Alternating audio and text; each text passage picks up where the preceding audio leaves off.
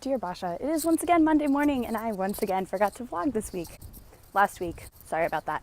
Anyway, I thought about vlogging yesterday, but then I was like basically with you the entire day and that would have been kind of strange. So here we are instead. I was trying to think about what to talk about today, and the topic that I landed on was rereading books. I was talking to someone the other day about this. She said that she never rereads books because there's always so much new stuff she wants to read. Don't get me wrong, I am all about reading new books.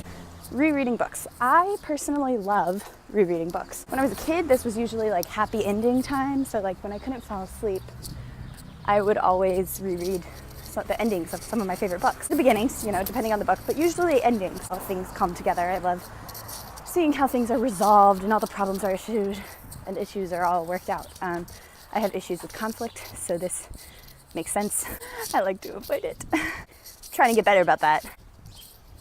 Anyway, I love rereading books because it brings me a sense of comfort, the sense that even though things look really bad at this one part in the novel, like I know how things work out, but sometimes getting there again is just as fun. And it's even more fun. So like rereading Harry Potter is one of my favorite things to do because I love seeing how many details I've forgotten. Okay, I don't love that I forget things. I love that there's always something new to discover. I love going through books and seeing the things I've forgotten, the details that the author has put in. But what I really love now, when I was a kid, I just loved it because I loved stories and I loved the endings of stories. Now, as a writer, I also love it because I love seeing how things fit together. I love seeing how the author has crafted this work. So I love rereading books because I love the structure of them now.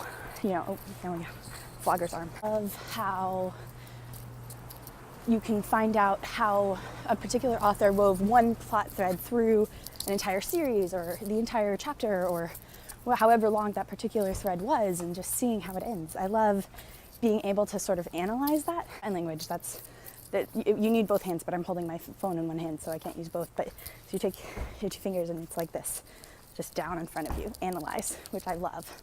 Because it's like scrutinizing it in depth, examining the details of conclusions. I'm really bad at ending things when I'm writing. Like I'm good with the beginning. Sometimes I can come up with the ending. Sometimes it's the middle I struggle with, but usually it's the ending. I'm not very good at finishing projects.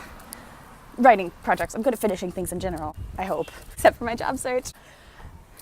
Self-deprecating jokes are the only way I'm able to survive this time in my life. So I think rereading can be a wonderful thing because it allows you to see, like I said, the details that you've already forgotten, but also all the details of the characterization and the writing style and the structure. And those are things that you can't usually get entirely on your first read. One of my favorite books to reread is The Ordinary Princess. Did I lend that one to you? It's a very sweet book. It's like the cutest, fluffiest fairy tale I know, honestly. I would reread that book like nothing else when I was little. I think I read it for the first time when I was 7 or 8. I think I wrote in the book when I read it. I don't remember if it says age 7 or 8 on the inside cover in pencil, but it says something. Anyway, as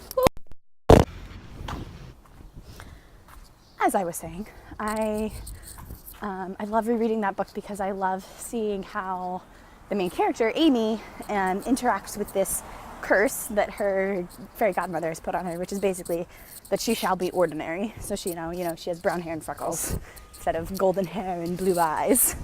And as someone with brown hair and freckles, I loved that. But I love seeing how her characterization plays through, and I love rereading books. I think there's a great sort of comfort to be had in familiar characters. It's kind of like a security blanket almost.